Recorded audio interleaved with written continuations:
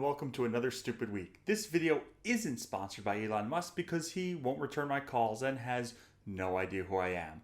Here are all the stories that you were too lazy to read about this week. If you thought that the Ben & Jerry's Israel legal saga was over, then I would like to take whatever drugs it is that you are on. This past week, Ben & Jerry's was denied their request for an injunction to sell their ice cream to Jews in the West Bank. Ben & Jerry's is asking for the injunction in order to prevent the hypothetical evil where if they were to make a flavor that supported Palestinian rights, then Israel could repackage the flavor as a flavor supporting settlements or settlers. Neither of these flavors exist, but I'm pretty sure that the Palestinian one would be the bomb. This legal battle isn't over yet, and I will be sure to keep you updated about this really stupid story. You're doing great, BDS. The most likely explanation for the stabbing of Salaman Rushdie a few weeks ago was years of incitement against him by the Islamic Republic of Iran and radical Muslim activists. However, not everyone was so easily fooled. About when I first heard about this attack is sort of, what explains the time. Other possibility, which I actually think is much more likely, is that this young kid, Hadi Matar, was in communication with someone online who claimed to be an Islamic Revolutionary Guard Corps supporter and lured him into attacking Salaman Rushdie. And that so-called person online claiming to be affiliated with the Islamic Republic of Iran could have been a Mossad operative. That was Nadir Heshmi, the director of the Center for Middle East Studies at the University of Denver, on the Iran podcast.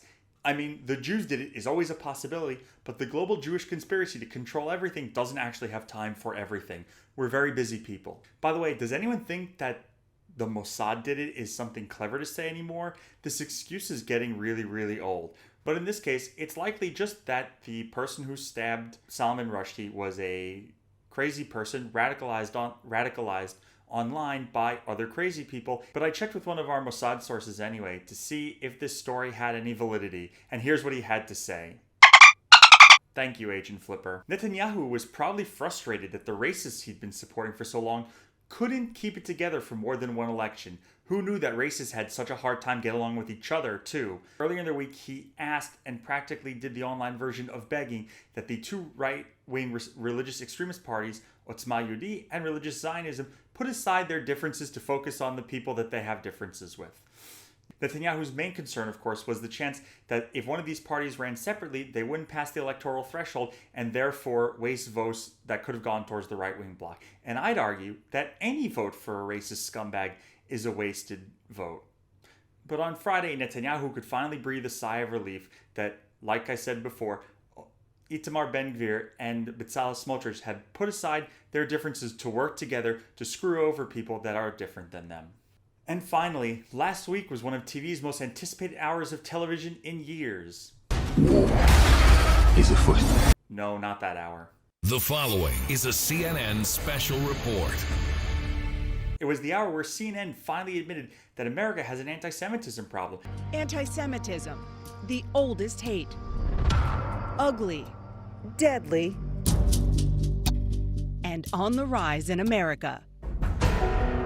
And not just from the portion of America that CNN viewers hate anyway. CNN finally dove deep into anti-Semitism in a place they'd never heard about before. On the SUNY New Paltz campus, an hour and a half north of Manhattan, third-year student Cassie Blotner felt she fit right in. Did you know that college campuses were a hotbed of anti-Jewish activity? Anyone who's ever been Jewish on a college campus did, but again, I guess this is news to people who weren't.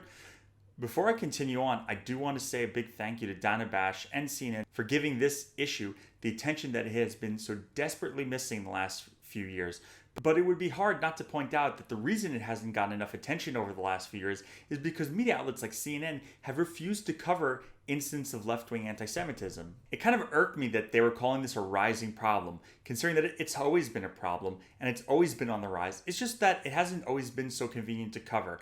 Entire books have been written about this issue, but it's that CNN apparently just discovered. These books include Bari Weiss's book on anti-Semitism. David Baddiel in the UK wrote a book called Jews Don't Count, and Dara wrote an outstanding book that I highly recommend everyone read titled People Love Dead Jews. I'll have links for all these books in the description. I do not get any money for this. It's not an affiliate link. Orthodox Jews are regularly assaulted in the streets of New York, not far from CNN's headquarters, and college campuses, including NYU and the City University college campuses in New York, are regular hosts to chants of Intifada and from the river to the sea, and have tried to ban organizations like Hillel that support Jewish student life and make Jewish student life possible on campus. So again, I'd like to say thank you to CNN and Dana Bash for having the guts to, and it does take guts, to cover a topic that isn't so popular and a lot of liberals don't want to hear about, and calling out anti-Semitism that isn't just wearing a MAGA hat. I hope this is the start of a new trend at CNN where they cover things that are important even if they aren't so comfortable. Thank you, everyone. That's the show this week. Come back next week because I'm pretty sure there'll still be news next week.